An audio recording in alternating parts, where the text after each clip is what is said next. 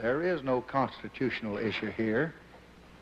The command of the Constitution is plain. There is no moral issue. It is wrong, deadly wrong, to deny any of your fellow Americans the right to vote in this country.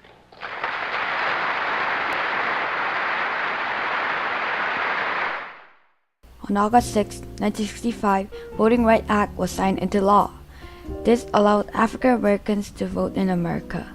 Many different civil rights activists longed for this day to happen. Among all of these civil rights activists, Martin Luther King Jr. contributed the most to this. He led African Americans into a peaceful protest against racial segregation. Nobody knew that one man could bring such change to America. Before African Americans had the right to vote, African Americans was faced with racial segregation. This was because of the Jim Crow laws. Jim Crow laws were passed into law around the 1870s. African Americans had to use separate public accommodation because of the Jim Crow laws. These included separate seats in restaurants, separate seats in buses and trains, separate sinks in public bathrooms, and separate schools.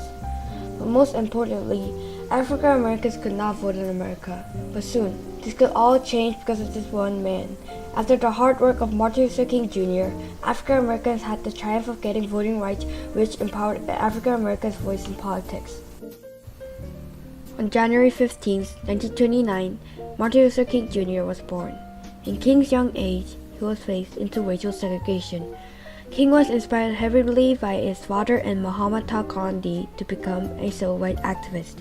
When Martin was just in sophomore year in college, he wrote a letter to the editor of Atlanta's largest newspaper.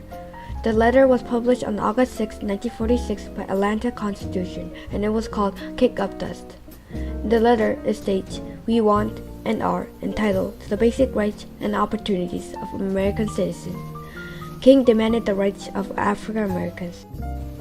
On December 1, 1955, Rosa Parks got arrested for not giving a receipt to a white passenger. This act of nonviolence gave King an idea. King came up with a plan to not ride public buses. Instead, they would walk or ride bikes. On December 5, 1955, Montgomery bus boycott began. The bus company would lose money if African Americans did not ride buses. Many African Americans participated in this movement, and on December 20, 1956, the Supreme Court announced that separating whites and blacks on the Montgomery buses had to end. After the Montgomery bus boycott ended, a civil rights organization called the Southern Christian Leadership Conference was founded. Martin Luther King Jr. was the first president of this organization. On 1963, Southern Christian Leadership Conference led a movement called the Birmingham Campaign. In this movement, African Americans protested against the treatment of African Americans in Birmingham. Martin was sent into jail because of the court announced that King could not protest in Birmingham. In the jail, he wrote the famous letter called Letter from Birmingham Jail. This letter was a response to the 8 clergymen who criticized the Birmingham campaign. In the letter, Martin states, "I came across your recent statement calling my present activities unwise and untimely." This single long letter inspired many African Americans to stand up against racial segregation. After all of these horrible events that happened to King kept going. He wanted to end racial segregation. On August 28, 1963, March on Washington took place.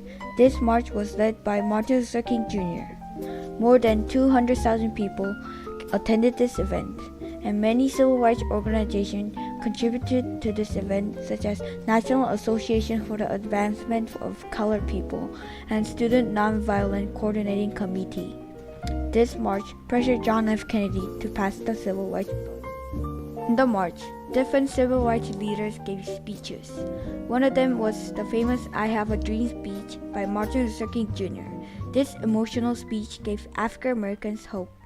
Many people heard this speech on television, on the radio, and in real life. This helped African Americans to get inspired and to protest against discrimination. My 4 little children will one day live in a nation where they will not be judged by the color of their skin, but by the content of their character. I have a dream today.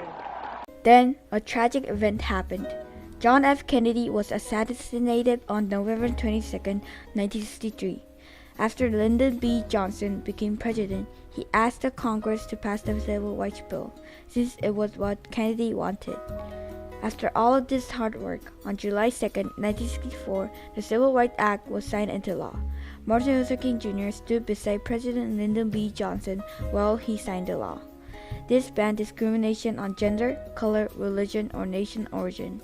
This also ended separation in public accommodation, such as no more separate seats in the bathroom, no more separate seats in public buses and trains, and no more separate education. Civil Rights Act also allowed African Americans to get a better job.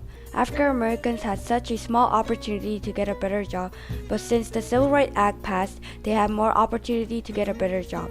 Today, with the influence of Martin Luther King, it is normal to use the same bathroom, to have the same education in the same place, and to drink the same water in the public water fountain. Also, to have the same rights as a normal American citizen would have.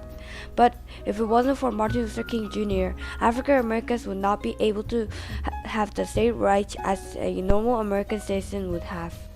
King and his followers were overjoyed, but King wanted more. On March 21, 1965, King led a march from Selma to Montgomery. Over 25,000 people came to this march. The march was about 54 miles long. Even though the march was long, their passion allowed them to continue marching. This event made a huge impact on passing the Voting Rights Act. King and civil rights activists even risked their lives to pass the Voting Rights Act and to protest against discrimination.